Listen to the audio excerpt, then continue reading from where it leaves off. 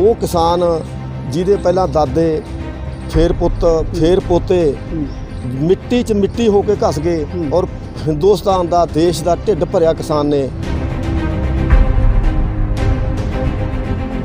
ਮੋਦੀ ਸਾਹਿਬ ਕਹਿੰਦੇ ਨੇ ਵੀ ਅਸੀਂ ਇਹਦੇ ਵਿੱਚ ਸੁਧਾਰ ਕੀਤਾ ਹੈ, ਇਹਦੇ ਵਿੱਚ ਕਿਸਾਨਾਂ ਦੀ ਆਮਦਨ ਦੁੱਗਣੀ ਹੋ ਜੂ, ਕਿਸਾਨ ਜਿੱਥੇ ਮਰਜ਼ੀ ਫਸਲ ਵੇਚ ਸਕਦਾ ਪਰ ਨਹੀਂ, ਬਿਲਕੁਲ ਗਲਤ ਹੈ। ਦੇਖੋ ਆੜਤੀਆ ਤੇ ਕਿਸਾਨ ਜਾਂ ਮਜ਼ਦੂਰ ਕਹਿ ਲਈਏ ਆਪਾਂ, ਇਹ ਤਾਂ ਇੱਕ 9 ਮਾਸ ਦਾ ਰਿਸ਼ਤਾ ਹੈ। ਜੇ ਕਿਸਾਨ ਕਮਜ਼ੋਰ ਹੈ ਤਾਂ ਪੱਲੇ ਆੜਤੀਏ ਦੇ ਵੀ ਕੱਖ ਨਹੀਂ। ਪਰ ਤੁਸੀਂ ਤਾਂ ਇਹੋ ਜਿਹਾ ਪੁੱਠਾ ਆਰਾ ਧਰ ਲਿਆ ਵੀ ਜਿਹੜਾ ਕੋਈ ਪਰਵਾਹ ਨਹੀਂ ਕੀਤੀ। ਪਤਾ ਨਹੀਂ ਕੀ ਤੁਸੀਂ RSS ਦੇ ਹੱਥ ਤੇ ਹਜ਼ਾਰੇ ਤੇ ਚੱਲ ਰਹੇ ਹੋ। ਅੱਜ ਸਾਡੇ ਦੇਸ਼ ਦੀਆਂ ਸਰਕਾਰਾਂ ਕੀ ਕਹਿੰਦੀਆਂ ਨੇ, ਕਈ ਵਾਰ RSS ਵਾਲਿਆਂ ਦੀਆਂ ਅਸੀਂ ਗੱਲਾਂ ਸੁਣਦੇ ਹਾਂ ਕਿ ਪੰਜਾਬੀ ਤਾਂ 2% ਨੇ ਜੀ। ਸਾਡੀ ਕੌਮ ਦੀ ਕੁਰਬਾਨੀਆਂ ਦਾ, ਸਾਡੇ ਗੁਰੂਆਂ ਦੀਆਂ ਕੁਰਬਾਨੀਆਂ ਦਾ ਸਾਡੀਆਂ ਸਰਕਾਰਾਂ ਨੇ ਮੁੱਲ ਨਹੀਂ ਮੋੜਿਆ, ਉਹਨੂੰ ਪੈਰਾਂ ਦੇ ਵਿੱਚ ਲਿਤਾੜ ਰਹੀਆਂ ਨੇ।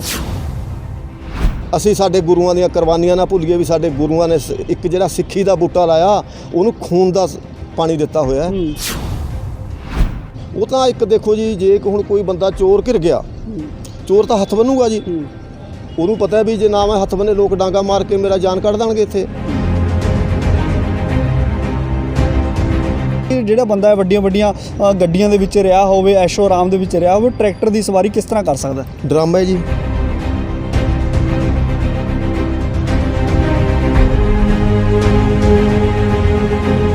ਖੇਤੀ ਆਰਡੀਨੈਂਸ ਬਿੱਲਾਂ ਦੇ ਜਿੱਥੇ ਵਿਰੋਧ ਪੂਰੇ ਸੂਬੇ ਦੇ ਵਿੱਚ ਹੋ ਰਿਹਾ ਹੈਗਾ, ਉਸ ਤੋਂ ਬਾਅਦ ਜਿਹੜੀ ਸਿਆਸਤ ਹੈਗੀ ਆ, ਸਿਆਸਤ ਵੀ ਭਖਦੀ ਨਜ਼ਰ ਆ ਰਹੀ ਹੈਗੀ ਆ। ਗੱਲ ਕਰਾਂਗੇ ਜ਼ਿਲ੍ਹਾ ਸੰਗਰੂਰ ਦੀ ਜੇਕਰ ਗੱਲ ਕਰੀਏ ਤਾਂ ਸੰਗਰੂਰ ਦੇ ਵਿੱਚੋਂ ਜਿਹੜੀ ਸਿਆਸਤ ਹੈਗੀ ਆ ਉਹ ਸ਼ੁਰੂ ਹੁੰਦੀ ਹੈਗੀ ਆ। ਸਿਆਸਤ ਇਹ ਮੰਨਿਆ ਜਾਂਦਾ ਹੈ ਕਿ ਸੰਗਰੂਰ ਦੇ ਵਿੱਚੋਂ ਸਿਆਸਤ ਸ਼ੁਰੂ ਹੁੰਦੀ ਹੈਗੀ ਆ, ਜਿੱਥੇ ਅਕਾਲੀ ਦਲ ਦੇ ਥੰਮ ਸੁਖਬੀਰ ਸਿੰਘ ਬਾਦਲ ਹੋਰੀ ਸੰਗਰੂਰ ਦੇ ਵਿੱਚ ਚੱਕਰ ਲਗਾਉਂਦੇ ਨਜ਼ਰ ਆਉਂਦੇ ਸਨ ਤੇ ਪਰ ਲੇਕਿਨ ਹੁਣ ਢੀਂਡਸਾ ਪਰਿਵਾਰ ਵੀ ਜਿਹੜਾ ਹੈਗਾ ਪੂਰੀ ਤਰ੍ਹਾਂ ਦੇ ਨਾਲ ਸੰਗਰੂਰ ਦੇ ਵਿੱਚ ਸਰਗਰਮ ਹੈ। ਅਕਾਲੀ ਦਲ ਅਤੇ BJP ਦੇ ਗੱਠਜੋੜ ਤੋਂ ਬਾਅਦ ਹੁਣ ਪਰਮਿੰਦਰ ਸਿੰਘ ਢੀਂਡਸਾ ਹੋਰਾਂ ਦੇ ਜਿਹੜੇ ਵਰਕਰ ਨੇ, ਸਰਗਰਮ ਨੇ। ਅੱਜ ਸਾਡੇ ਨਾਲ ਜਥੇਦਾਰ ਅਮਰੀਕ ਸਿੰਘ ਜੀ ਸੰਗਤੀ ਵਾਲਾ ਮੌਜੂਦ ਨੇ, ਇਹਨਾਂ ਦੇ ਨਾਲ ਗੱਲਬਾਤ ਕਰਾਂਗੇ ਕਿਉਂਕਿ ਸੁਖਬੀਰ ਸਿੰਘ ਬਾਦਲ ਹੋਰਾਂ ਦੇ ਇਹ ਵੀ ਕਾਫੀ ਕਲੋਜ਼ ਰਹੇ ਨੇ। ਸਾਰੀਆਂ ਗੱਲਾਂ ਬਾਤਾਂ ਇਹਨਾਂ ਦੇ ਨਾਲ ਕਰਾਂਗੇ। ਅਮਰੀਕ ਜੀ, ਪਹਿਲਾਂ ਤਾਂ ਪੰਜਾਬੀ ਲੋਕ ਚੈਨਲ 'ਤੇ ਤੁਹਾਡਾ ਸਵਾਗਤ ਹੈ। ਬਹੁਤ ਬਹੁਤ ਸੰਜੀਵ ਜੀ, ਧੰਨਵਾਦ ਤੁਹਾਡਾ, ਜਿਨ੍ਹਾਂ ਨੇ ਮੈਨੂੰ ਆਪਣੇ ਮਾਧਿਅਮ ਰਾਹੀਂ ਸੰਗਤ ਦੇ ਰੂਰੂ ਹੋਣ ਦਾ ਮੌਕਾ ਬਖਸ਼ਿਆ ਹੈ। ਤੁਹਾਡਾ ਬਹੁਤ ਬਹੁਤ ਧੰਨਵਾਦ। ਸਾਰੇ ਸਰੋਤਿਆਂ ਨੂੰ ਔਰ ਖਾਸ ਕਰਕੇ ਸਾਰੇ ਪੰਜਾਬੀ ਵੀਰਾਂ ਨੂੰ ਮੇਰੇ ਵੱਲੋਂ ਸਤਿ ਸ੍ਰੀ ਅਕਾਲ। ਵਾਹਿਗੁਰੂ ਜੀ ਕਾ ਖਾਲਸਾ, ਵਾਹਿਗੁਰੂ ਜੀ ਕੀ ਫਤਿਹ। ਹਾਂਜੀ ਅਮਰੀਕ ਜੀ, ਜਿਹੜੇ ਖੇਤੀ ਆਰਡੀਨੈਂਸ ਦਾ ਬਿੱਲਾਂ ਨੂੰ ਲੈ ਕੇ ਜਿਹੜਾ ਹੈਗਾ ਬਵਾਲ ਛਿੜਿਆ ਹੋਇਆ ਹੈਗਾ, ਤੁਸੀਂ ਵੀ ਕਿ ਕਿਸਾਨ ਹੋ, ਲੰਮੇ ਸਮੇਂ ਤੋਂ ਜਿਹੜਾ ਹੈਗਾ ਕਿਸਾਨੀ ਨਾਲ ਜੁੜੇ ਹੋਏ ਹੋ, ਸਿਆਸਤ ਦੇ ਨਾਲ ਵੀ ਤੁਸੀਂ ਜੁੜੇ ਹੋਏ ਹੈਗੇ ਹੋ। ਕੀ ਲੱਗਦਾ ਤੁਹਾਨੂੰ ਕਿ ਜਿਹੜੇ ਕਿਸਾਨ ਵਿਰੋਧ ਕਰ ਰਹੇ ਹੈਗੇ ਨੇ, ਕਿੰਨਾ ਕੁ ਇਹ ਜਾਇਜ਼ ਹੈਗਾ ਔਰ ਕਿੰਨਾ ਕੁ ਜਿਹੜਾ ਇਹ ਬਿੱਲਾਂ ਦਾ ਜਿਹੜਾ ਨੁਕਸਾਨ ਹੈਗਾ? ਸੰਜੀਵ ਜੀ, ਜੇ ਅਸੀਂ ਖੇਤੀ ਆਰਡੀਨੈਂਸ ਬਿੱਲਾਂ ਦੀ ਗੱਲ ਕਰਦੇ ਹਾਂ, ਬਿਲਕੁਲ ਸੱਚ ਹੈ। ਜਿਹੜਾ ਮੈਂ ਦੇਖਿਆ, ਮੈਂ ਉਹ ਗੱਲ ਕਰੂੰ ਜਿਹੜੀ ਦਾ ਮੈਨੂੰ ਪਤਾ ਹੈ। ਅੱਜ ਤੋਂ ਲਗਭਗ ਜੇ 50 ਸਾਲ ਪੁਰਾਣੀ ਗੱਲ ਕਰ ਲਈਏ ਤਾਂ ਪੰਜਾਬ ਦੇ ਵਿੱਚ ਵੀ ਕਈ ਥਾਵਾਂ 'ਤੇ ਤਾਂ ਜ਼ਮੀਨਾਂ 'ਚ ਪਾਣੀ ਖੜਿਆ ਤੀ, ਬੇਵਾਤੀਆਂ ਜੰਮਦੀਆਂ ਨਹੀਂ ਤੀ, ਬਟੇਰ ਖੜੀ ਤੀ। ਔਰ ਮੈਂ ਦੇਖਿਆ ਯੂਪੀ ਦਾ ਇੱਕ ਲਖੀਮਪੁਰ ਖੀਰੀ ਜ਼ਿਲ੍ਹਾ ਹੈ ਜਿੱਥੇ ਪੂਰੇ ਜੰਗਲ ਤੇ ਮੁਹੰਮਦੀ ਤਹਿਸੀਲ ਦੇ ਵਿੱਚ, ਮੈਂ ਉੱਥੇ ਇਕੱਲੇ ਪਿੰਡ ਦੇ ਨਾਂ ਵੀ ਦੱਸ ਸਕਦਾ। ਜੰਗਲ ਤੇ ਉੱਥੇ ਕੋਈ ਖੇਤੀ ਨਹੀਂ ਹੁੰਦੀ ਤੀ। ਉਹ ਲੋਕ ਵੀ ਅੱਜ ਤੋਂ 50 ਸਾਲ ਪਹਿਲਾਂ ਜਿਹੜੇ ਚੰਗੇ ਲੋਕ ਤੇ ਉਹ ਵਿਆਹਾਂ ਦੇ ਵਿੱਚ ਕਣਕ ਦੀਆਂ ਰੋਟੀਆਂ ਪਕਾਉਂਦੇ ਤੇ ਨਹੀਂ ਤਾਂ ਜੌਆਂ ਦਾ ਸੱਤੂ ਚੱਲਦਾ ਤੀ। ਸਾਡੇ ਦੇਸ਼ ਦਾ ਇਹ ਹਾਲ ਤੀਗਾ। ਬਿਲਕੁਲ ਸਾਡੇ ਦੇਸ਼ ਦੇ ਕਿਸਾਨ ਨੇ ਜਿੱਥੇ ਸੇਗਾਂ ਵਾਲੀਆਂ ਜ਼ਮੀਨਾਂ ਨੂੰ ਤੋੜ ਕੇ ਆਬਾਦ ਕੀਤਾ, ਉੱਥੇ ਜੰਗਲ ਤੋੜ ਕੇ ਆਬਾਦ ਕੀਤਾ ਔਰ ਬੜੇ ਟਿੱਬੇ ਚੱਕੇ, 10-10 ਫੁੱਟ 15 ਫੁੱਟ ਟਿੱਬੇ ਚੱਕੇ, ਨੀਵੇਂ ਥਾਵਾਂ 'ਚੋਂ ਪਾਣੀ ਵਾਲੇ ਵਿੱਚ ਸਿੱਟੇ ਤਾਂ ਪੰਜਾਬ ਦੀ ਧਰਤੀ ਨੂੰ ਜਾਂ ਦੇਸ਼ ਦੀ ਧਰਤੀ ਨੂੰ ਸਾਡੇ ਦੇਸ਼ ਦੇ ਅੰਨਦਾਤਾ ਨੇ ਉਪਜਾਊ ਬਣਾਇਆ। ਤੇ ਮੈਂ ਕਹਿੰਦਾ ਵੀ ਜਿਹੜਾ ਅੱਜ ਉਹ ਕਿਸਾਨ ਜਿਹਦੇ ਪਹਿਲਾਂ ਦਾਦੇ ਫਿਰ ਪੁੱਤ ਫਿਰ ਪੋਤੇ ਮਿੱਟੀ 'ਚ ਮਿੱਟੀ ਹੋ ਕੇ ਘਸ ਗਏ ਔਰ ਹਿੰਦੁਸਤਾਨ ਦਾ ਦੇਸ਼ ਦਾ ਢਿੱਡ ਭਰਿਆ ਕਿਸਾਨ ਨੇ ਸਾਰੇ ਦੇਸ਼ ਵਾਸੀਆਂ ਨੂੰ, ਮਤਲਬ ਕਿਸਾਨ ਅੰਨਦਾਤਾ ਕਹਾਉਣ ਵਾਲਾ ਪਹਿਲਾਂ ਟਿੱਬਿਆਂ ਨਾਲ ਖਪਦਾ ਰਿਹਾ। ਪਰ ਅੱਜ ਸਥਿਤੀ ਇਹ ਬਣੀ ਵੀ ਸਾਡੀ ਆਪਣੀ ਚੁਣੀ ਹੋਈ ਸਰਕਾਰ, ਸਾਡੇ ਦੇਸ਼ ਦੀ ਮੋਦੀ ਸਰਕਾਰ, BJP ਸਰਕਾਰ, ਜਿਹੜੀ ਸਾਡੀ ਹਿੰਦੁਸਤਾਨ ਦੇ ਲੋਕਾਂ ਨੇ ਬੜੇ ਪਿਆਰ ਸਤਿਕਾਰ ਨਾਲ ਉਹਨਾਂ ਨੂੰ ਪੂਰਨ ਬਹੁਮਤ ਦੇ ਨਾਲ ਸੈਂਟਰ ਦੇ ਵਿੱਚ ਸਰਕਾਰ ਬਣਾਈ, ਉਸ ਸਰਕਾਰ ਨੇ ਅੱਜ ਸਾਡੇ ਮੈਂ ਕਹਿੰਦਾ ਵੀ ਕਿਸਾਨੀ ਦੇ ਔਰ ਲੋਕਾਂ ਦੇ ਹੱਕ 'ਚ ਤਾਂ ਮੱਸੇ ਰੰਗੜ ਵਰਗੇ ਮਾੜੇ ਬੰਦੇ ਆਜ਼ਾਦ ਕਰਵਾਤੇ। ਕਿਉਂ? ਜਿਹੜੀ ਖੇਤੀ ਹੈ, ਖੇਤੀ ਦੇ ਨਾਲ ਸਾਰਾ ਸਿਸਟਮ ਹੈ। ਆਪਾਂ ਸਾਰੇ ਜੇ ਘਰੋਂ ਸਾਈਕਲ ਤੇ ਚੜ੍ਹਦੇ ਹਾਂ ਜਾਂ ਦੁਨੀਆ ਹਵਾਈ ਜਹਾਜ਼ਾਂ ਚੜ੍ਹਦੀ ਹੈ, ਉਹ ਸਾਰਾ ਸਿਸਟਮ ਖੇਤੀ ਨਾਲ ਹੈ। ਮੋਦੀ ਸਾਹਿਬ ਕਹਿੰਦੇ ਨੇ ਵੀ ਅਸੀਂ ਇਹਦੇ ਵਿੱਚ ਸੁਧਾਰ ਕੀਤਾ ਹੈ, ਇਹਦੇ ਵਿੱਚ ਕਿਸਾਨਾਂ ਦੀ ਆਮਦਨ ਦੁੱਗਣੀ ਹੋ ਜੂ, ਕਿਸਾਨ ਜਿੱਥੇ ਮਰਜ਼ੀ ਫਸਲ ਵੇਚ ਸਕਦਾ ਹੈ। ਪਰ ਨਹੀਂ, ਬਿਲਕੁਲ ਗਲਤ ਹੈ। ਉਹਨਾਂ ਦੀ ਇੱਕ ਨੀਤੀ ਹੈ ਜਿਹੜੀ ਬੜੀ ਲੋਕ ਮਾਰੂ ਨੀਤੀ ਹੈ। ਕਿਸਾਨ ਤਾਂ ਪਹਿਲਾਂ ਵੀ ਦੇਖੋ ਹਰਿਆਣੇ 'ਚ ਜਾ ਕੇ ਵੀ ਅਸੀਂ ਫਸਲ ਵੇਚ ਸਕਦੇ ਤੇ ਯੂਪੀ 'ਚੋਂ ਪੰਜਾਬ 'ਚ ਆ ਕੇ ਵੀ ਲੋਕ ਫਸਲ ਵੇਚਦੇ ਰਹੇ ਨੇ। ਉਹ ਤਾਂ ਕੋਈ ਪਹਿਲਾਂ ਵੀ ਦਿੱਕਤ ਨਹੀਂ ਸੀ, ਅੱਜ ਕੋਈ ਨਵੀਂ ਗੱਲ ਨਹੀਂ। ਪਰ ਪਹਿਲਾਂ ਸਰਕਾਰੀ ਏਜੰਸੀਆਂ ਖਰੀਦ ਕਰਦੀਆਂ ਤੀਆਂ, ਸਰਕਾਰ ਜ਼ਿੰਮੇਵਾਰ ਸੀ। FCI ਜਾਂ ਕੋਈ ਵੀ ਜਿਹੜੀਆਂ ਵੀ ਏਜੰਸੀਆਂ ਤੀਆਂ ਉਹ ਸਾਰੀਆਂ ਖਰੀਦ ਕਰਦੀਆਂ ਤੀਆਂ। ਪਰ ਹੁਣ ਮੋਦੀ ਜੀ ਕਹਿੰਦੇ ਨੇ ਵੀ ਕਿਸਾਨ ਜਿੱਥੇ ਮਰਜ਼ੀ ਵੇਚੇ। ਕਿਸਾਨ ਕਿੱਥੇ ਵੇਚੂ? ਜੇਕਰ ਕੋਈ ਖਰੀਦਦਾਰ ਨਾ ਹੋਇਆ ਤਾਂ ਕਿਸਾਨ ਚੱਕੀ ਫਿਰੀ ਜਾਊ। ਜਿਹੜੀ 2000 ਰੁਪਏ ਕੁਇੰਟਲ ਦੀ ਜਿਣਸ ਹੈ ਸਾਡੀ, ਚਾਹੇ ਉਹ ਕਣਕ ਹੋਵੇ ਚਾਹੇ ਉਹ ਜੀਰੀ ਹੋਵੇ, ਜਿਹੜੀ 2000 ਰੁਪਏ ਕੁਇੰਟਲ ਦੀ ਜਿਣਸ ਹੈ, ਜੇ ਉਹਨੂੰ ਗਾਹਾਂ ਕਿਸੇ ਵਪਾਰੀ ਨੇ 500 ਰੁਪਏ ਤੋਂ ਵੱਧ ਖਰੀਦੇ ਨਾ ਤਾਂ ਇਹ ਆੜੀ ਨਸ ਕੌਣ ਕਹਿੰਦਾ ਵੀ ਇਹ ਲੋਕਾਂ ਦੇ ਹਿੱਤ 'ਚ ਨੇ। ਪਰ ਲੇਕਿਨ ਬਹੁਤ ਸਾਰੇ ਕਿਸਾਨ ਸਾਨੂੰ ਮਿਲੇ ਵੀ ਹੈਗੇ ਨੇ ਜਿਹੜੇ ਕੀ ਆ ਧਰਨਿਆਂ ਦੇ ਵਿੱਚ ਮੌਜੂਦ ਹੁੰਦੇ ਨੇਗੇ, ਪਰ ਲੇਕਿਨ ਜੇ ਵੱਖਰੇ ਤੌਰ ਤੇ ਉਹਨਾਂ ਨੇ ਆਪਸੀ ਭਾਈਚਾਰੇ ਤੌਰ ਤੇ ਗੱਲ ਕਰਦੇ ਆ ਉਹਨਾਂ ਨਾਲ ਤਾਂ ਉਹ ਇਹ ਗੱਲ ਕਹਿੰਦੇ ਨੇ ਕਿ ਯਾਰ ਸਾਡਾ ਘੱਟ ਨੁਕਸਾਨ ਹੈ, ਆੜਤੀਏ ਦਾ ਜ਼ਿਆਦਾ ਨੁਕਸਾਨ ਹੈ। ਪਰ ਆੜਤੀਏ ਕੋਈ ਵੀ ਬੋਲ ਨਹੀਂ ਰਹੇਗਾ ਇਸ ਮੁੱਦੇ 'ਤੇ। ਕਿਸ ਤਰ੍ਹਾਂ ਦੇਖਦੇ ਹੋ ਇਸ ਨੂੰ ਤੁਸੀਂ? ਨਹੀਂ, ਇਹ ਗਲਤ ਹੈ। ਦੇਖੋ, ਆੜਤੀਆ ਤੇ ਕਿਸਾਨ ਜਾਂ ਮਜ਼ਦੂਰ ਕਹਿ ਲਈਏ ਆਪਾਂ, ਇਹ ਤਾਂ ਇੱਕ ਨੌ ਮਾਸ ਦਾ ਰਿਸ਼ਤਾ ਹੈ। ਜੇ ਕਿਸਾਨ ਕਮਜ਼ੋਰ ਹੈ ਤਾਂ ਪੱਲੇ ਆੜਤੀਏ ਦੇ ਵੀ ਕੱਖ ਨਹੀਂ, ਜੇ ਆੜਤੀਆ ਹੈ ਤਾਂ ਕਿਸਾਨ ਦੇ ਪੱਲੇ ਵੀ ਕੱਖ ਨਹੀਂ। ਕਿਉਂਕਿ ਜਦੋਂ ਕਿਸੇ ਕਿਸਾਨ ਨੂੰ ਜ਼ਰੂਰਤ ਹੈ, ਸਾਡਾ ਆੜਤੀਏ ਨਾਲ ਇੰਨਾ ਨੌ ਮਾਸ ਦਾ ਰਿਸ਼ਤਾ ਹੈ। ਅਸੀਂ ਇੱਕ ਕਿਸਾਨ ਨੇ, ਗਰੀਬ ਕਿਸਾਨ ਹੈ, ਉਹਦੇ ਆਪਦੀ ਬੇਟੀ ਦੀ ਸ਼ਾਦੀ ਕਰਨੀ ਹੈ, ਉਹਦੇ ਕੋਲ ਕੋਈ ਪੈਸਾ ਨਹੀਂ, ਸਾਨੂੰ ਇੰਨਾ ਜਲਦੀ ਬੈਂਕਾਂ ਵੀ ਲੋਨ ਨਹੀਂ ਦਿੰਦੀਆਂ। ਅਸੀਂ ਜਾਣਦੇ ਹਾਂ ਆੜਤੀਏ ਤੋਂ ਜੇ ਜਿਹਾ ਜਿਹਾ ਕਿਸੇ ਦਾ ਮਾਜਨਾ ਹੈ, ਕੋਈ 5 ਲੱਖ ਵਾਲਾ, ਕੋਈ 10 ਲੱਖ ਵਾਲਾ, ਕੋਈ 20 ਲੱਖ ਵਾਲਾ ਹੈ, ਤਾਂ ਅਸੀਂ ਸਿਸਟਮ ਹੈ ਵੀ ਆੜਤੀਏ ਤੋਂ ਲੈ ਆਉਂਦੇ ਹਾਂ, ਉਹਨੂੰ ਅਸੀਂ ਖੇਤੀ ਤੇ ਉਹਦੇ ਪੈਸੇ ਵਿਆਜ ਸਮੇਤ ਪੂਰੇ ਕਰ ਦਿੰਦੇ ਹਾਂ। ਜੇ ਇਹ ਜੇ ਸਰਕਾਰ ਜਿਹੜੀ ਹੈਗੀ ਹੈ ਇਹ ਖੇਤੀ ਆਰਡੀਨੈਂਸ ਬਿੱਲਾਂ ਦਾ ਜਿਹੜਾ ਤੁਸੀਂ ਵਿਰੋਧ ਕਰ ਰਹੇ ਹੈਗੇ ਹੋ, ਜੇ ਇਸ ਦੇ ਉੱਪਰ ਕੋਈ ਨਹੀਂ ਸੁਣਵਾਈ ਹੁੰਦੀ, ਇਹ ਬਿੱਲ ਪਾਸ ਹੋ ਜਾਂਦੇ ਨੇ, ਮੋਹਰ ਲੱਗ ਜਾਂਦੀ ਹੈਗੀ ਆ, ਤਾਂ ਕਿਸ ਤਰ੍ਹਾਂ ਦਾ ਜਿਹੜਾ ਅਗਲਾ ਪ੍ਰਦਰਸ਼ਨ ਕਿਸ ਤਰ੍ਹਾਂ ਦਾ ਰਹੂਗਾ ਔਰ ਕਿੰਨਾ ਕੁ ਨੁਕਸਾਨ ਜਿਹੜਾ ਇਹਦੇ ਨਾਲ ਹੋਣ ਵਾਲਾ ਹੈਗਾ?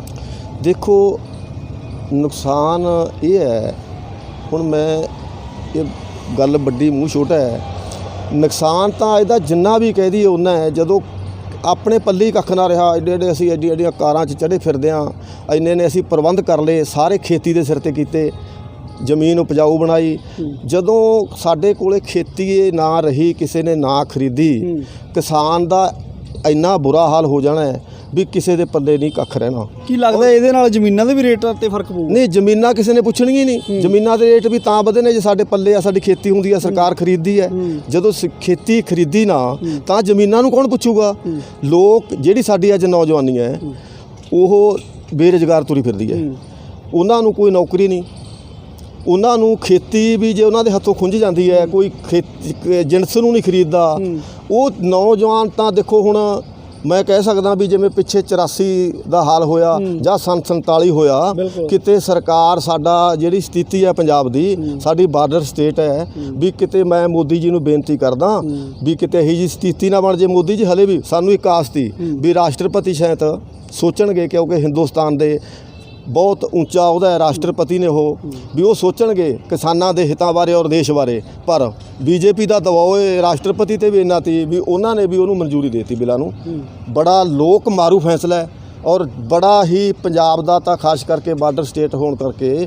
ਦੇਖੋ, ਅਸੀਂ ਪਾਕਿਸਤਾਨ ਨੂੰ ਬੰਗਲਾਦੇਸ਼ ਸਾਡੀ ਸਰਕਾਰ ਨੇ ਆਜ਼ਾਦ ਕਰਵਾਇਆ ਔਰ ਪਾਕਿਸਤਾਨ ਵੀ ਚਾਹੁੰਦਾ ਹੈ ਵੀ ਕਿਸੇ ਤਰੀਕੇ ਨਾਲ ਹਿੰਦੁਸਤਾਨ ਨਾਲ ਪੰਜਾਬ ਦਾ ਫਰਕ ਪਵੇ ਔਰ ਅਸੀਂ ਪੰਜਾਬ ਦੇ ਵਿੱਚ ਦੁਬਾਰਾ ਅੱਤਵਾਦ ਪੈਦਾ ਕਰੀਏ।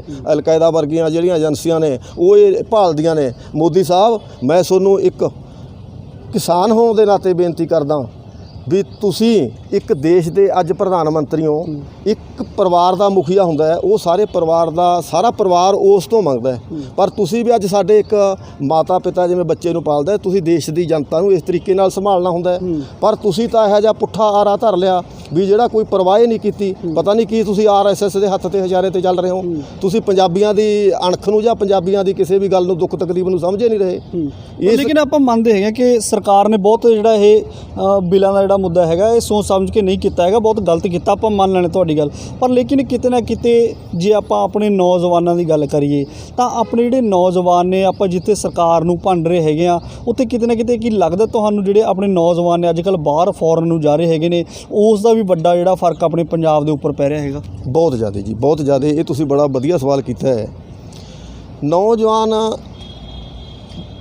ਚਲੋ ਮੈਂ ਹੁਣ ਇਸ ਤਰੀਕੇ ਨਾਲ ਨਹੀਂ ਬੋਲਣਾ ਚਾਹੁੰਦਾ। ਨੌਜਵਾਨ ਸਾਡੇ ਕਿਉਂ ਜਾ ਰਹੇ ਨੇ? ਸਾਡੀਆਂ ਸਰਕਾਰਾਂ ਦੀ ਕਮਜ਼ੋਰੀ ਹੈ, ਸਾਡੇ ਲੀਡਰਾਂ ਦੀ ਕਮਜ਼ੋਰੀ ਹੈ। ਸਾਡਾ ਨੌਜਵਾਨ ਜਦੋਂ ਕਿਸੇ ਪਰਿਵਾਰ 'ਚੋਂ ਪਰਿਵਾਰ ਦੇ ਜੀਅ ਘਰ ਛੱਡ ਕੇ ਜਾਂਦੇ ਨੇ, ਉਦੋਂ ਪਰਿਵਾਰ ਦਾ ਮੁਖੀਆ ਬਿਲਕੁਲ ਨਲਾਇਕ ਹੁੰਦਾ ਹੈ। ਸਾਡੇ ਜਿਹੜੇ ਲੀਡਰ ਤੇ ਸਾਡੀਆਂ ਜਿਹੜੀਆਂ ਸੈਂਟਰ ਦੇ ਵਿੱਚ ਸਰਕਾਰਾਂ ਰਹੀਆਂ, ਉਹਨਾਂ ਨੇ ਇੰਨੀ ਨਲਾਇਕੀ ਕੀਤੀ ਵੀ ਦੇਸ਼ ਦੇ ਨੌਜਵਾਨ ਨੂੰ ਦੱਬਣ ਦੀ ਇਹ ਕੋਸ਼ਿਸ਼ ਕੀਤੀ। ਮੈਂ ਕਹਿੰਦਾ ਹੁਣ ਵੀ ਅੱਜ ਜਿਹੜੀ ਕਾਊਂਟਰ ਰਾਹੀਂ ਦੇਸ਼ ਦੇ ਉੱਤੇ ਭੱਬਲ ਭੂਸਾ ਕੀਤਾ ਗਿਆ ਹੈ, ਲੋਕਾਂ ਨੂੰ ਘਰਾਂ 'ਚ ਬੰਦ ਕੀਤਾ ਗਿਆ ਹੈ, ਇਹ ਸਿਰਫ ਸਰਕਾਰ ਦੀ ਇੱਕੇ ਚਾਲਤੀ ਵੀ ਅਸੀਂ ਆੜੀ ਨਾਸਾਂ ਨੂੰ ਪਾਸ ਕਰ ਦਈਏ, ਲੋਕਾਂ ਨੂੰ ਘਰਾਂ 'ਚ ਬੰਦ ਕਰ ਦਈਏ ਤਾਂ ਕਿ ਸਾਡਾ ਵਿਰੋਧ ਨਾ ਹੋ ਸਕੇ। ਪਰ ਦੂਜੇ ਪਾਸੇ ਜੇ ਆਪਾਂ ਗੱਲ ਕਰ ਲਈਏ, ਜਿੱਦਾਂ ਆਪਾਂ ਬਾਹਰ ਜਾਣ ਦੀ ਗੱਲ ਕਰ ਰਹੇ ਹੈਗੇ ਆ, ਦੇਸ਼ ਨੂੰ ਆਜ਼ਾਦ ਕਰਵਾਇਆ ਤਾਂ ਬੜੀਆਂ ਕੁਰਬਾਨੀਆਂ ਦਿੱਤੀਆਂ, ਜਿੱਦਾਂ ਸ਼ਹੀਦ ਭਗਤ ਸਿੰਘ ਜੀ ਨੇ ਕੁਰਬਾਨੀ ਦਿੱਤੀ, ਸ਼ਹੀਦ ਊਧਮ ਸਿੰਘ ਜੀ ਨੇ ਕੁਰਬਾਨੀ ਦਿੱਤੀ, ਬੜੇ ਸ਼ਹੀਦ ਹੋਏ ਨੇ ਕਿ ਜਿਨ੍ਹਾਂ ਨੇ ਦੇਸ਼ ਨੂੰ ਆਜ਼ਾਦ ਕਰਵਾਇਆ। ਆਜ਼ਾਦੀ ਬੜੀ ਮੁਸ਼ਕਲ ਦੇ ਨਾਲ ਲੈਤੀ, ਪਰ ਲੇਕਿਨ ਹੁਣ ਆਪਾਂ ਫੇਰ 20 ਲੱਖ ਰੁਪਏ ਲਾ ਕੇ 25 ਲੱਖ ਰੁਪਏ ਲਾ ਕੇ ਜਿਹੜਾ ਹੈਗਾ ਉਹਨਾਂ ਦੇ ਹੱਥਾਂ 'ਚ ਫੇਰ ਜਾ ਰਿਹਾ, ਉਹਨਾਂ ਦੇ ਨੀਚੇ ਲੱਗ ਕੇ ਫੇਰ ਕੰਮ ਕਰ ਰਹੇ ਹੈਗੇ ਆ। ਕਿਤੇ ਨਾ ਕਿਤੇ ਕੀ ਮੰਨਦੇ ਹੋ ਕਿ ਪੰਜਾਬ ਦੇ ਵਿੱਚ ਰਹਿ ਕੇ ਹੀ ਕੰਮ ਕਰਨਾ ਚਾਹੀਦਾ? ਠੀਕ ਹੈ, ਸਰਕਾਰਾਂ, ਆਪਾਂ ਕਹਿੰਦੇ ਕਿ ਸਰਕਾਰਾਂ ਨਕੰਮੀਆਂ ਨੇ, ਸਰਕਾਰਾਂ ਨਹੀਂ ਪ੍ਰਬੰਧ ਕਰ ਰਹੀਆਂ ਹੈਗੀਆਂ ਇੱਥੇ, ਪਰ ਲੇਕਿਨ ਜੇ ਆਪਾਂ ਉਰੇ ਮਿਹਨਤ ਕਰੀਏ ਪੰਜਾਬ ਦੇ ਵਿੱਚ, ਮੇਰਾ ਖਿਆਲ ਹੈ ਤਾਂ ਉਰੇ ਵਧੀਆ ਰੁਜ਼ਗਾਰ ਆਪਾਂ ਪੈਦਾ ਕਰ ਸਕਦੇ ਹਾਂ। ਨਹੀਂ, ਦੇਖੋ ਇਹ ਵੀ ਤੁਹਾਡਾ ਬਹੁਤ ਚੰਗਾ ਸਵਾਲ ਹੈ। ਦਾ ਗਾਣਾ ਇੱਕ ਕਿਵੇਂ ਕਹਿੰਦਾ, ਭਾਵੇਂ ਆਪਣੇ ਬੂਟ ਪਾਲਸਾਂ ਕਰੀਏ, ਜਿਹੜੀ ਸਾਡੀ ਮਾਤ ਭੂਮੀ ਹੁੰਦੀ ਹੈ, ਸਾਡਾ ਜਿਹੜਾ ਉਹਦੇ ਨਾਲ ਮਿੱਟੀ ਨਾਲ ਅਸੀਂ ਸਾਡੇ ਦੇਸ਼ ਦੀ ਨਾਲ ਜੁੜੇ ਹੋਏ ਆ ਨਾ, ਅਸੀਂ ਬਾਹਰ ਤਾਂ ਜਿਹੜਾ ਜਾਣ ਦਾ ਸਿਸਟਮ ਬਣਿਆ, ਮੈਂ ਇਹਨੂੰ ਬਹੁਤਾ ਚੰਗਾ ਨਹੀਂ ਸਮਝਦਾ। ਕਿਉਂਕਿ ਬਾਹਰ ਤਾਂ ਬੰਦਾ ਅਣਸਰਦੇ ਨੂੰ ਜਾਂਦਾ ਹੈ। ਜੇ ਸਾਡੀ ਇੱਥੇ ਕੋਈ ਨੌਜਵਾਨੀ ਦੇ ਵਾਰਸ ਬਣਨ, ਨੌਜਵਾਨੀ ਨੂੰ ਰੁਜ਼ਗਾਰ ਮਿਲੇ, ਨੌਜਵਾਨ ਇੱਥੇ ਕੰਮ ਕਰਨ, ਤਾਂ ਮੈਂ ਕਹਿੰਦਾ ਵੀ ਤਾਂ ਸਾਡਾ ਦੇਸ਼ 'ਚ ਰਹਿਣਾ ਹੀ ਸਾਡਾ ਚੰਗਾ ਹੈ। ਬਾਹਰ ਜਾ ਕੇ ਤਾਂ ਅਸੀਂ ਦੇਖੋ, ਪਹਿਲਾਂ ਅੱਜ ਤੁਸੀਂ ਬੜੀ ਗੱਲ ਵਧੀਆ ਕੀਤੀ ਹੈ, ਭਗਤ ਸਿੰਘ ਦਾ ਅੱਜ ਜਿਹੜਾ 113ਵਾਂ ਜਨਮ ਦਿਨ ਵੀ ਹੈ, ਔਰ ਤੁਸੀਂ ਭਗਤ ਸਿੰਘ ਹੋਰਾਂ ਦਾ ਸਵਾਲ ਕੀਤੇ ਨੇ। ਸਾਡੇ ਦੇਸ਼ ਦੇ ਭਗਤ ਸਿੰਘ, ਊਧਮ ਸਿੰਘ ਤੇ ਆਪਣਾ ਕਰਤਾਰ ਸਿੰਘ ਸਰਾਭੇ ਵਰਗੇ ਸਾਡੇ ਪੰਜਾਬੀਆਂ ਨੇ, ਪੰਜਾਬੀ ਨੌਜਵਾਨਾਂ ਨੇ ਦੇਸ਼ ਦੀ ਆਜ਼ਾਦੀ ਦੇ ਵਿੱਚ ਜਿਹੜਾ ਸੰਘਰਸ਼ ਕੀਤਾ ਔਰ ਹਿੱਸਾ ਪਾਇਆ। ਅੱਜ ਸਾਡੇ ਦੇਸ਼ ਦੀਆਂ ਸਰਕਾਰਾਂ ਕੀ ਕਹਿੰਦੀਆਂ ਨੇ, ਕਈ ਵਾਰ RSS ਵਾਲਿਆਂ ਦੀਆਂ ਅਸੀਂ ਗੱਲਾਂ ਸੁਣਦੇ ਹਾਂ ਕਿ ਪੰਜਾਬੀ ਤਾਂ 2% ਨੇ ਜੀ। ਜੇ ਪੰਜਾਬੀ 2% ਨੇ ਤਾਂ ਮੈਂ ਜੇ ਪਿੱਛੇ ਜਾ ਕੇ ਗੱਲ ਕਰਾਂ ਤਾਂ ਬੜਾ ਲੰਮਾ ਸਮਾਂ ਲੱਗ ਜੂ। ਦੇਸ਼ ਦੀ ਆਜ਼ਾਦੀ ਦੇ ਵਿੱਚ ਤਾਂ ਸਾਡਾ 90% ਹਿੱਸਾ ਹੈ। ਅੱਜ ਜੇ ਅਸੀਂ 2% ਆ ਤਾਂ ਅਸੀਂ ਉਹੀ ਹਾਂ। ਅੱਜ ਵੀ ਭਗਤ ਸਿੰਘ, ਊਧਮ ਸਿੰਘ ਹੋਰੀ ਦੇਸ਼ ਦੇ ਵਿੱਚ, ਸਾਡੇ ਪੰਜਾਬ ਦੇ ਵਿੱਚ ਹੈਗੇ ਨੇ। ਸਾਨੂੰ ਮਤਲਬ ਜ਼ਿਆਦਾ ਸਰਕਾਰ ਸਤਾਵੇ ਨਾ, ਕਿਸਾਨਾਂ ਦੇ ਸਰਕਾਰ ਨੂੰ ਹਿੱਤਾਂ ਦੀ ਰਾਖੀ ਕਰਨੀ ਚਾਹੀਦੀ ਹੈ, ਔਰ ਕਿਸਾਨਾਂ ਦੀ ਜਿਹੜਾ ਦੁੱਖ ਤਕਲੀਫਾਂ ਨੇ ਉਹਨਾਂ ਨੂੰ ਸਮਝਣਾ ਚਾਹੀਦਾ। ਸਾਡੇ ਕਿਸਾਨ, ਸਾਡੀਆਂ ਮਾਵਾਂ, ਸਾਡੀਆਂ ਭੈਣਾਂ ਇਹੀ ਜੀ ਤਪਦੀ ਧੁੱਪ ਦੇ ਵਿੱਚ ਸੜਕਾਂ 'ਤੇ ਬੈਠੀਆਂ ਨੇ, ਕੋਈ ਚਾਉ ਨਹੀਂ, ਦੁਖੀ ਹੋ ਕੇ ਘਰੋਂ ਨਿਕਲੇ ਨੇ ਵੀ ਜੇ ਸਾਡੇ ਪੱਲੇ ਖੇਤੀ ਨਾ ਰਹੀ, ਸਾਡੇ ਪੱਲੇ ਸਾਡੀ ਜਿਣਸ ਦਾ ਰੇਟ ਨਾ ਮਿਲੇ ਤਾਂ ਅਸੀਂ ਬਰਬਾਦ ਹੋ ਜਾਵਾਂਗੇ। ਸਾਡੇ ਜਵਾਨ ਨੇ, ਜਿਹੜੇ ਸਾਡੇ ਬੱਚੇ ਨੇ, ਉਹ ਬਰਬਾਦ ਹੋ ਜਾਣਗੇ। ਕੀ ਹੋਊ ਸਾਡੇ ਦੇਸ਼? ਸਾਨੂੰ ਸਾਡੇ ਮਾਲਕ ਖੁਦ ਉਜਾੜ ਰਹੇ ਨੇ। ਇਸ ਨੂੰ ਅਸੀਂ ਬਹੁਤ ਨਿੰਦਿਆ ਕਰਦੇ ਹਾਂ। ਬੜਾ ਨਿੰਦਣਯੋਗ ਹੈ, ਬੜਾ ਕਾਲਾ ਕਾਨੂੰਨ ਹੈ ਤੇ ਮੋਦੀ ਨੇ ਜਿਹੜਾ ਇਹ ਲੈ ਕੇ ਆਂਦਾ ਹੈ।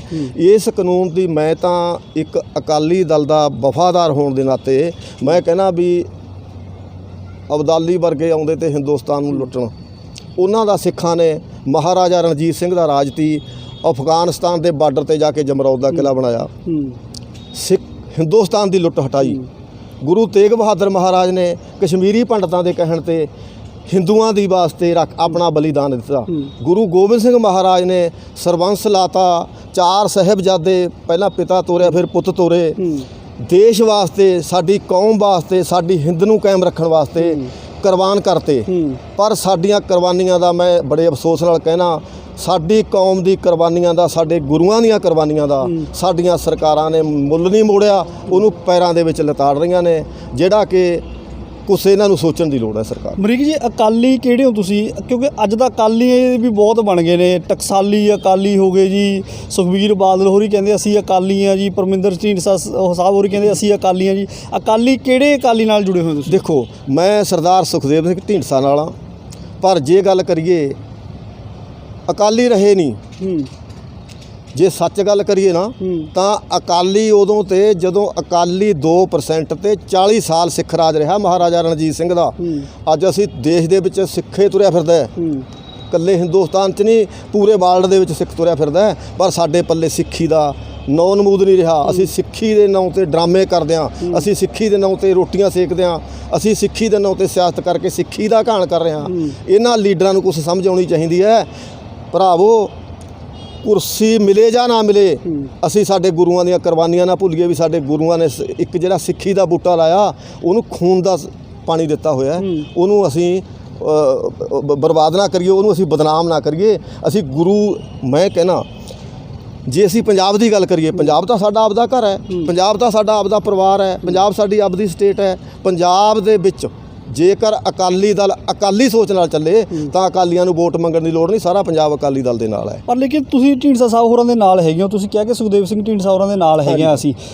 ਜੇ ਆਪਾਂ ਗੱਲ ਕਰ ਲਈਏ ਢੀਂਡਸਾ ਪਰਿਵਾਰ ਦੀ, ਢੀਂਡਸਾ ਪਰਿਵਾਰ ਜਿਹੜਾ ਹੈਗਾ ਅਕਾਲੀ ਦਲ ਤੋਂ, ਸੁਖਬੀਰ ਬਾਦਲ ਪਰਿਵਾਰ ਤੋਂ ਅਲੱਗ ਹੋ ਗਿਆ ਹੁਣ। ਕੀ ਲੱਗਦਾ ਤੁਹਾਨੂੰ ਕਿਤੇ ਨਾ ਕਿਤੇ ਜਿਹੜੀ ਇਹ ਨੌਬਤ ਜਿਹੜੀ ਅਲੱਗ ਹੋਣ ਦੀ ਆਈ ਹੈਗੀ ਆ, ਇਹ ਜਦੋਂ ਬੇਅਦਬੀਆਂ ਦਾ ਮਾਮਲਾ ਹੋਇਆ ਸੀਗਾ ਉਦੋਂ ਅਲੱਗ ਹੋਣਾ ਚਾਹੀਦਾ ਸੀਗਾ, ਉਦੋਂ ਹਾਂ ਦਾ ਨਾਰਾ ਮਾਰਨਾ ਚਾਹੀਦਾ ਸੀਗਾ? ਇਹ ਵੀ ਇੱਕ ਕਿਤੇ ਨਾ ਕਿਤੇ ਵੱਡੀ ਗਲਤੀ ਜਿਹੜੀ ਢੀਂਡਸਾ ਪਰਿਵਾਰ ਦੇ ਵੱਲੋਂ ਹੋਈ ਹੈ, ਇਹ ਮੰਨਦੇ ਹੋ ਤੁਸੀਂ? ਨਹੀਂ, ਬਿਲਕੁਲ ਤੁਹਾਡੀ ਗੱਲ ਸਹੀ ਹੈ। ਦੇਰ ਆਇਆ ਪਰ ਦਰੁਸਤ ਆਇਆ। ਜਦੋਂ ਸਾਡੀ ਸਰਕਾਰ, ਅਕਾਲੀ ਦਲ ਦੀ ਸਰਕਾਰ, ਉਸ ਗੁਰੂ ਦੇ ਨਾਂ 'ਤੇ ਅਸੀਂ ਵੋਟਾਂ ਮੰਗਦੇ ਹਾਂ, ਸਿੱਖ ਹੋਣ ਦੇ ਨਾਤੇ ਵੋਟਾਂ ਮੰਗਦੇ ਹਾਂ, ਅਸੀਂ ਗੁਰੂ ਗ੍ਰੰਥ ਸਾਹਿਬ ਨੂੰ ਅਸੀਂ ਗੁਰੂ ਮੰਨਦੇ ਹਾਂ, ਉਸ ਗੁਰੂ ਦੀ ਬੇਅਬਦੀ ਹੁੰਦੀ ਹੈ, ਉਸ ਗੁਰੂ ਦੇ ਜਿਹੜੇ ਅੰਗ ਨੇ ਉਹ ਗਲੀਆਂ ਦੇ ਵਿੱਚ ਖਿਲਾਰੇ ਜਾਂਦੇ ਨੇ, ਔਰ ਅਸੀਂ ਦੋਸ਼ੀਆਂ ਨੂੰ ਸਜ਼ਾ ਦੇਣ ਦੇ ਵਿੱਚ ਵੀ ਇੰਨੇ ਨਿਕੰਮੇ ਸਾਬਤ ਹੁੰਦੇ ਹਾਂ ਜਿੰਨਾ ਕਿ ਹਾਲ ਤੱਕ ਕੋਈ, ਮੇਰਾ ਖਿਆਲ ਹੈ, ਮੱਸੇ ਰੰਗੜ ਵੀ ਟਪਾਤੇ ਅਸੀਂ ਨੇ। ਇਸ ਗੱਲ ਦੀ ਮੈਂ ਅਕਾਲੀ ਦਲ ਦੀ ਉਸ ਸਮੇਂ ਦੀ ਇਹ ਸਮਝਦਾ ਵੀ ਬਹੁਤ ਵੱਡੀ ਕਮਜ਼ੋਰੀ ਰਹੀ, ਜਿਹੜੀ ਦਾ ਖਵਾਜਾ ਅੱਜ ਅਕਾਲੀ ਦਲ ਨੂੰ ਭੁਗਤਣਾ ਪੈ ਰਿਹਾ ਹੈ। ਅਕਾਲੀ ਦਲ ਖਾਸ ਕਰਕੇ ਜੇ ਆਪਾਂ ਗੱਲ ਕਰੀਏ ਬਾਦਲ ਪਰਿਵਾਰ ਦੀ, ਤਾਂ ਉਹਨਾਂ ਨੂੰ ਲੋਕਾਂ ਦੇ ਵਿੱਚ ਆਉਣ ਦੀ ਅੱਜ ਬੜੀ ਹੀ ਮੁਸ਼ਕਲ ਦਾ ਸਾਹਮਣਾ ਕਰਨਾ ਪਊ। ਮੈਂ ਕਹਿੰਦਾ ਉਹਨਾਂ ਦਾ ਜਿਹੜਾ ਅਕਾਲੀ ਦਲ ਨੂੰ ਵੋਟਾਂ ਮੰਗਣ ਦੀ ਲੋੜ ਸੀ, ਉਹਨੂੰ ਕਿਸੇ ਨੇ ਵੋਟਾਂ ਪਾਉਣੀਆਂ ਨਹੀਂ। ਚੋਣਾਂ ਦਾ ਸਮਾਂ ਜਿਹੜਾ ਆਉਂਦਾ ਨਜ਼ਰ ਆਉਂਦਾ ਹੈਗਾ, ਪਰ ਲੇਕਿਨ ਮਾਹੌਲ ਜਿਹੜਾ ਹੈਗਾ ਪੂਰੀ ਤਰ੍ਹਾਂ ਖਰਾਬ ਹੈ ਸੂਬੇ ਦੇ ਵਿੱਚ। ਜੇ ਆਪਾਂ ਗੱਲ ਕਰ ਲਈਏ, ਕਿਸ ਤਰ੍ਹਾਂ ਦੇਖਦੇ ਹੋ 22 ਦੀਆਂ ਚੋਣਾਂ ਨੂੰ? ਕਿਸ ਤਰ੍ਹਾਂ ਦੀਆਂ ਜਿਹੜੀਆਂ ਤਿਆਰੀਆਂ ਕੀਤੀਆਂ ਜਾਣਗੀਆਂ? ਕੀ ਲੱਗਦਾ ਜਿਹੜੇ ਕਿਸਾਨ ਨੇ ਕਿਤੇ ਨਾ ਕਿਤੇ ਖੁਸ਼ ਹੋ ਪਾਉਣਗੇ ਜਾਂ ਇਹਨਾਂ ਰਾਜਨੀਤਿਕ ਪਾਰਟੀਆਂ ਨੂੰ ਪਿੰਡਾਂ ਦੇ ਵਿੱਚ ਵੜਨ ਦੇਣਗੇ? ਦੇਖੋ ਜੀ, ਇਹ ਇੱਕ ਲੀਡਰਾਂ ਦਾ ਫੈਸਲਾ ਹੈ, ਕਿਉਂਕਿ ਇਹ ਛੋਟੇ ਲੈਵਲ ਦੇ ਫੈਸਲੇ ਨਹੀਂ, ਲੀਡਰਾਂ ਦਾ ਫੈਸਲਾ ਹੈ। ਜਿਵੇਂ ਹੁਣ ਦੇਖੋ, ਆਪਾਂ ਗੱਲ ਕਰੀਏ ਬੀਬਾ ਹਰਸਿਮਰਤ ਕੌਰ ਬਾਦਲ ਨੇ, ਉਹਨਾਂ ਨੇ ਅਸਤੀਫਾ ਦਿੱਤਾ। ਕੱਲ੍ਹ ਪਰਸੋਂ ਅਕਾਲੀ ਦਲ ਨੇ ਬੀਜੇਪੀ ਨੂੰ ਆਪਦਾ ਜਿਹੜਾ ਗਠਬੰਧਨ ਸੀ ਉਹ ਵੀ ਤੋੜ ਗਿਆ। ਪਰ ਅੱਜ ਜੇ ਉਹ ਕਹਿਣ ਵੀ ਅਸੀਂ ਅਸਤੀਫਾ ਵੀ ਦਿੱਤਾ, ਅਸੀਂ ਕੁਰਸੀ ਛੱਡਤੀ, ਅਸੀਂ ਗਠਬੰਧਨ ਤੋੜ ਲਿਆ, ਉਹ ਕੋਈ ਐਡੀ ਗੱਲ ਨਹੀਂ ਹੈ। ਉਹ ਤਾਂ ਇੱਕ ਦੇਖੋ ਜੀ, ਜੇ ਹੁਣ ਕੋਈ ਬੰਦਾ ਚੋਰ ਘਿਰ ਗਿਆ, ਚੋਰ ਤਾਂ ਹੱਥ ਬੰਨੂਗਾ ਜੀ, ਉਹਨੂੰ ਪਤਾ ਵੀ ਜੇ ਨਾ ਮੈਂ ਹੱਥ ਬੰਨੇ ਲੋਕ ਡਾਂਗਾ ਮਾਰ ਕੇ ਮੇਰਾ ਜਾਨ ਕੱਢ ਦੇਣਗੇ ਇੱਥੇ।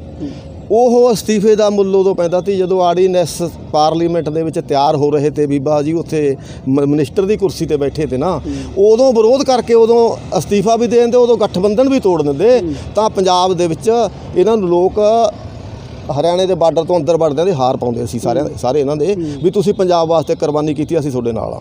ਪਰ ਅੱਜ ਤਾਂ ਮੈਂ ਕਹਿੰਦਾ ਵੀ ਕੌਮ ਨਾਲ ਤਾਂ ਗਦਾਰੀ ਕੀਤੀ ਹੈ।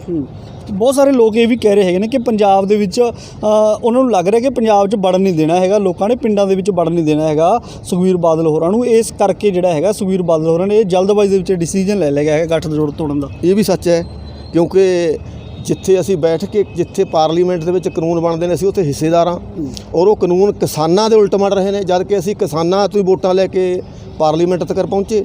ਜਦੋਂ ਕਾਨੂੰਨ ਕਿਸਾਨਾਂ ਦੇ ਖਿਲਾਫ ਬਣ ਰਹੇ ਨੇ, ਅਸੀਂ ਉਹਨਾਂ ਦੇ ਹੱਕ 'ਚ ਬੋਲ ਰਹੇ ਹਾਂ।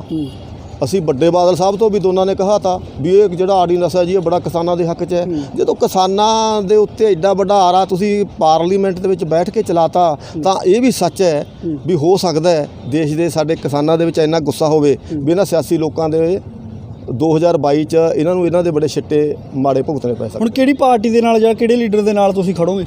ਮੈਂ ਢੀਂਡਸਾ ਸਾਹਿਬ ਨਾਲ। ਕਿਸਾਨਾਂ ਨਾਲ ਨਹੀਂ ਖੜਦੇ? ਨਹੀਂ, ਕਿਸਾਨ ਪਹਿਲਾਂ ਕਿਸਾਨ ਦੇਖੋ, ਪਹਿਲਾਂ ਕਿਸਾਨ ਬਾਅਦ 'ਚ ਢੀਂਡਸਾ। ਜਿੱਥੇ ਕਿਸਾਨ ਮੇਰੀ ਡਿਊਟੀ ਲਾਉਂਦਾ ਹੈ, ਜਿੱਥੇ ਕਿਸਾਨਾਂ ਨੂੰ ਲੋੜ ਹੈ, ਅਸੀਂ ਗੱਡੀ ਦੀ ਲੀਹ ਤੇ ਗਲ ਕਟਾਉਣ ਵਾਸਤੇ ਵੀ ਤਿਆਰ ਹਾਂ। ਕਿਸਾਨ ਪਹਿਲਾਂ, ਕਿਸਾਨ ਆ, ਪਾਰਟੀ ਬਾਅਦ 'ਚ ਹੈ, ਕਿਸਾਨ ਪਹਿਲਾਂ। ਜੇਕਰ ਕਿਤੇ ਨਾ ਕਿਤੇ ਜੇ ਕਿਸਾਨ ਢੀਂਡਸਾ ਪਰਿਵਾਰ ਦੇ ਵੀ ਖਿਲਾਫ ਜਾਂਦੇ ਹੈਗੇ ਨੇ ਤਾਂ ਕਿਸਾਨਾਂ ਦੇ ਨਾਲ ਖੜੋ। ਬਿਲਕੁਲ ਕਿਸਾਨਾਂ ਨਾਲ, ਪਾਰਟੀ ਸਿਆਸੀ ਲੋਕਾਂ ਨਾਲ ਸਾਡਾ ਕੋਈ ਵੀ ਬਾਹ ਨਹੀਂ। ਅਸੀਂ ਕਿਸਾਨ ਆ, ਸਾਡਾ ਖੇਤੀ ਤੇ ਕਾਰੋਬਾਰ ਹੈ, ਖੇਤੀ ਦੇ ਸਿਰ ਤੇ ਅਸੀਂ ਬੱਚੇ ਪਾਲਦੇ ਨੇ। ਅਸੀਂ ਕਿਸਾਨ ਆ, ਪਹਿਲਾਂ ਕਿਸਾਨ। ਜੇਕਰ ਚਾਹੇ ਢੀਂਡਸਾ ਸਾਹਿਬ ਵੀ ਕਿਸਾਨਾਂ ਦੇ ਜੋ ਖਿਲਾਫ ਹੁੰਦੇ ਨੇ, ਅਸੀਂ ਕਿਸਾਨਾਂ ਨਾਲ ਆ। ਪਰ ਲੀਡਰਾਂ ਨੂੰ ਵੀ ਕਿਤੇ ਨਾ ਕਿਤੇ ਚਾਹੀਦਾ ਹੈ ਕਿ ਲੀਡਰੀਆਂ ਛੱਡ ਕੇ ਪਹਿਲਾਂ ਕਿਸਾਨੀ ਦੇ ਨਾਲ ਖੜਨਾ ਚਾਹੀਦਾ ਹੈ, ਕਿਉਂਕਿ ਕਿਸਾਨੀ ਦਾ ਜਿਹੜਾ ਵੱਡਾ ਮੁੱਦਾ ਇਸ ਵਕਤ ਜਿਹੜਾ ਸੂਬੇ ਦੇ ਵਿੱਚ ਗਰਮਾਇਆ ਹੋਇਆ। ਹਾਂ ਬਿਲਕੁਲ, ਜਿਵੇਂ ਹੁਣ ਅੱਡੋ ਅੱਡ ਕਾਂਗਰਸ ਤਾਂ ਅੱਡ ਆਪਦੇ ਝੰਡੇ ਚੱਕੀ ਫਿਰਦੀ ਹੈ, ਟਰੈਕਟਰਾਂ ਤੇ ਚੜ੍ਹ ਜਾਂਦੇ ਨੇ। ਅਕਾਲੀ ਦਲ ਬਾਦਲ ਵਾਲੇ ਅੱਡ ਚੱਕੀ ਫਿਰਦੇ ਨੇ। ਚਲੋ ਅਸੀਂ ਕਹਿੰਦੇ ਨੇ ਵੀ ਅਸੀਂ ਅੱਡ ਚੱਕੀ ਫਿਰਦੇ ਹਾਂ, ਉਹ ਮਾੜਾ ਹੈ, ਗਲਤ ਹੈ। ਸਾਨੂੰ ਕਿਸਾਨਾਂ ਦੇ ਇਕੱਠ ਦੇ ਵਿੱਚ, ਸਾਨੂੰ ਕਿਸਾਨਾਂ ਦੇ ਮਗਰਲੇ ਪਾਸੇ ਜਾ ਕੇ ਬੈਠ ਜਾਣਾ ਚਾਹੀਦਾ ਹੈ। ਅਸੀਂ ਸਿਆਸਤ ਛੱਡ ਦਈਏ, ਇੱਕ ਝੰਡੇ ਥੱਲੇ, ਕਿਸਾਨੀ ਝੰਡੇ ਥੱਲੇ ਅਸੀਂ ਇਕੱਠੇ ਹੋ ਜਾਈਏ, ਤਾਂ ਕਿ ਅਸੀਂ ਆਪਦੇ ਜਿਹੜੇ ਹੱਕ ਨੇ, ਜਿਹੜੇ ਮੋਦੀ ਸਰਕਾਰ ਸਾਤੋਂ ਕਿਸਾਨਾਂ ਤੋਂ ਹੱਕ ਖੋਹ ਰਹੀ ਹੈ, ਅਸੀਂ ਉਹ ਆਪਦੇ ਹੱਕ ਵਾਪਸ ਲੈ ਸਕੀਏ। ਸਾਨੂੰ ਕਿਸਾਨੀ ਦੇ ਝੰਡੇ ਥੱਲੇ ਇਕੱਠੇ ਹੋਣਾ ਚਾਹੀਦਾ। ਅਮਰੀਕ ਜੀ, ਲਾਸਟ ਸਵਾਲ ਮੇਰਾ ਹੈਗਾ, ਤੁਸੀਂ ਸੁਖਬੀਰ ਬਾਦਲ ਹੋਰਾਂ ਦੇ ਨਾਲ ਵੀ ਦੇਖੇ ਗਏ ਹੋਣਗੇ ਸਟੇਜਾਂ ਦੇ ਉੱਪਰ, ਕੀ ਲੱਗਦਾ ਤੁਹਾਨੂੰ ਕਿਤੇ ਲੋਕ ਜਿਹੜੇ ਹੈਗੇ ਨੇ ਸਵਾਲ ਚੁੱਕ ਰਹੇ ਨੇ? ਜਦ ਇਹ ਪ੍ਰਦਰਸ਼ਨ ਹੋਇਆ, ਵਿਰੋਧ ਹੋਇਆ, ਤਾਂ ਸੁਖਬੀਰ ਸਿੰਘ ਬਾਦਲ ਹੋਰੀ, ਬੀਬਾ ਹਰਸਿਮਰਤ ਕੌਰ ਬਾਦਲ ਜੀ ਦੋਨੋਂ ਟਰੈਕਟਰ ਦੇ ਉੱਪਰ ਵਿਰੋਧ ਦੇ ਵਿੱਚ ਜਿਹੜੇ ਸ਼ਾਮਲ ਹੁੰਦੇ ਨਜ਼ਰ ਆਏ। ਤਸਵੀਰਾਂ ਜ਼ਰੂਰ ਦੇਖੀਆਂ ਗਈਆਂ ਨੇ ਕਿਤੇ ਨਾ ਕਿਤੇ, ਪਰ ਲੋਕਾਂ ਦਾ ਇਹ ਕਹਿਣਾ ਹੈ ਕਿ ਸੁਖਬੀਰ ਸਿੰਘ ਬਾਦਲ ਹੋਰੀ ਡਰਾਮੇਬਾਜ਼ੀ ਕਰ ਰਹੇ ਨੇ। ਟਰੈਕਟਰ ਦੇ ਉੱਪਰ ਜਿਹੜਾ ਹੈਗਾ ਲੰਮਾ ਸਫ਼ਰ ਉਹ ਨਹੀਂ ਕਰ ਸਕਦੇ, ਕਿਉਂਕਿ ਵੱਡੇ ਵੱਡੇ ਜਿਹੜੇ ਹੈਗੇ ਖੱਡੇ ਪਏ ਹੁੰਦੇ ਨੇ, ਕਿ ਟਰੈਕਟਰ ਦੇ ਉੱਪਰ ਹਲੂਣੇ ਪੈਂਦੇ ਹੈਗੇ ਨੇ, ਉਹ ਨਹੀਂ ਜਾ ਸਕਦੇ। ਜਿਹੜਾ ਬੰਦਾ ਵੱਡੀਆਂ ਵੱਡੀਆਂ ਗੱਡੀਆਂ ਦੇ ਵਿੱਚ ਰਿਹਾ ਹੋਵੇ, ਐਸ਼ੋ ਆਰਾਮ ਦੇ ਵਿੱਚ ਰਿਹਾ ਹੋਵੇ, ਟਰੈਕਟਰ ਦੀ ਸਵਾਰੀ ਕਿਸ ਤਰ੍ਹਾਂ ਕਰ ਸਕਦਾ? ਡਰਾਮਾ ਹੈ ਜੀ, ਇਹ ਤਾਂ ਡਰਾਮਾ ਹੈ ਜੀ। ਟਰੈਕਟਰ ਤੇ ਤਾਂ ਜਿਹੜੇ ਅਸੀਂ ਉਹਨਾਂ ਦੇ ਜੋੜੇ ਚੱਕੀ ਫਿਰਦੇ ਤੇ ਸਾਨੂੰ ਬੈਠਣਾ ਵੀ ਔਖਾ ਹੋ ਰਿਹਾ, ਉਹ ਕਿਵੇਂ ਬਹਿ ਜਾਣਗੇ? ਇਹ ਤਾਂ ਇੱਕ ਡਰਾਮਾ ਹੈ, ਲੋਕਾਂ ਨੂੰ ਗੁੰਮਰਾਹ ਕਰਨ ਵਾਲੀਆਂ ਗੱਲਾਂ ਨੇ। ਟਰੈਕਟਰ ਤੇ ਬੈਠਣ ਦਾ ਕੀ ਫਾਇਦਾ? ਤੁਸੀਂ ਕਿਸਾਨਾਂ 'ਚ ਬੈਠੋ। ਟਰੈਕਟਰ ਤੇ ਬੈਠਣ ਦੀ ਤੁਹਾਨੂੰ ਲੋੜ ਨਹੀਂ, ਟਰੈਕਟਰ ਕਿਸਾਨਾਂ ਦਾ ਹੀ ਹੈ। ਤੁਸੀਂ ਕਿਸਾਨਾਂ ਦੇ ਕੱਟ ਹੁੰਦੇ ਨੇ ਸਾਰੇ ਪੰਜਾਬ 'ਚ, ਸੜਕਾਂ ਤੇ ਧਰਨੇ ਲੱਗ ਰਹੇ ਨੇ, ਗੱਡੀ ਰੇਲਾਂ ਦੇ ਲੋਕ ਪਏ ਨੇ, ਉੱਥੇ ਆ ਕੇ ਬੈਠੋ। ਟਰੈਕਟਰ ਹੀ ਹੈ ਸਾਰਾ ਕੁਝ, ਕਿਸਾਨਾਂ 'ਚ ਬੈਠਣਾ ਆ ਕੇ। ਜੇ ਕਿਸਾਨਾਂ ਦੀ ਹਮਦਰਦੀ ਹੈ ਤਾਂ ਉਹ ਕਿਸਾਨਾਂ 'ਚ ਆਉਣ, ਕਿਸਾਨਾਂ ਨਾਲ ਡਰਾਮਾ ਨਾ ਕਰਨ, ਕਿਸਾਨਾਂ ਨੂੰ ਗੁੰਮਰਾਹ ਨਾ ਕਰਨ, ਕਿਉਂਕਿ ਕਿਸਾਨ 60 ਸਾਲ ਤੋਂ ਗੁੰਮਰਾਹ ਹੁੰਦਾ ਆ ਰਿਹਾ ਹੈ। ਪਰ ਹੁਣ ਮੇਰਾ ਖਿਆਲ ਹੈ ਅਸੀਂ ਗੁੰਮਰਾਹ ਨਹੀਂ ਹੁੰਦੇ। ਸੋ ਬਿਲਕੁਲ ਇਹ ਸਨ ਜਥੇਦਾਰ ਅਮਰੀਕ ਸਿੰਘ ਜੀ ਸੰਗਤੀਵਾਲਾ, ਜਿਨ੍ਹਾਂ ਨੇ ਕਿਸਾਨਾਂ ਦੇ ਹਿੱਤਾਂ ਦੀ ਗੱਲ ਕੀਤੀ ਹੈਗੀ ਆ। ਉਹਨਾਂ ਨੇ ਇਹ ਵੀ ਕਿਹਾ ਹੈਗਾ ਕਿ ਰਾਜਨੀਤਿਕ ਲੋਕਾਂ ਨੂੰ ਰਾਜਨੀਤੀ ਛੱਡ ਕੇ ਪਹਿਲਾਂ ਕਿਸਾਨਾਂ ਦੇ ਹੱਕਾਂ ਦੇ ਲਈ ਲੜਨਾ ਚਾਹੀਦਾ ਹੈਗਾ, ਕਿਉਂਕਿ ਕਿਸਾਨੀ ਇੱਕ ਵੱਡਾ ਮੁੱਦਾ ਇਸ ਵਕਤ ਸੂਬੇ ਦੇ ਵਿੱਚ ਬਣਿਆ ਹੋਇਆ ਹੈ। ਜੇਕਰ ਕਿਸਾਨੀ ਬਰਬਾਦ ਹੁੰਦੀ ਹੈ ਤਾਂ ਮੇਰਾ ਖਿਆਲ ਹੈ ਹਰ ਵਰਗ ਹੀ ਜਿਹੜਾ ਹੈਗਾ ਬਰਬਾਦ ਹੋਣ ਦੇ ਕਿਨਾਰੇ 'ਤੇ ਖੜਾ ਹੋ ਜਾਏਗਾ। ਸੋ ਅਸੀਂ ਵੀ ਅਪੀਲ ਕਰਦੇ ਹੈਗੇ ਲੋਕਾਂ ਨੂੰ ਕਿ ਕਿਸਾਨੀ ਦੇ ਨਾਲ ਜ਼ਰੂਰ ਖੜੋ, ਕਿਸਾਨੀ ਨੂੰ ਬਚਾਓ, ਕਿਉਂਕਿ ਜੇਕਰ ਕਿਸਾਨੀ ਬਚੇਗੀ ਤਾਂ ਹੀ ਹਰ ਵਰਗ ਜਿਹੜਾ ਹੈਗਾ ਉਹ ਬਚੇਗਾ। ਪੰਜਾਬੀ ਲੋਕ ਚੈਨਲ ਦੇ ਲਈ ਸੰਜੀਵ ਗੋਇਲ, ਸੰਗਰੂਰ।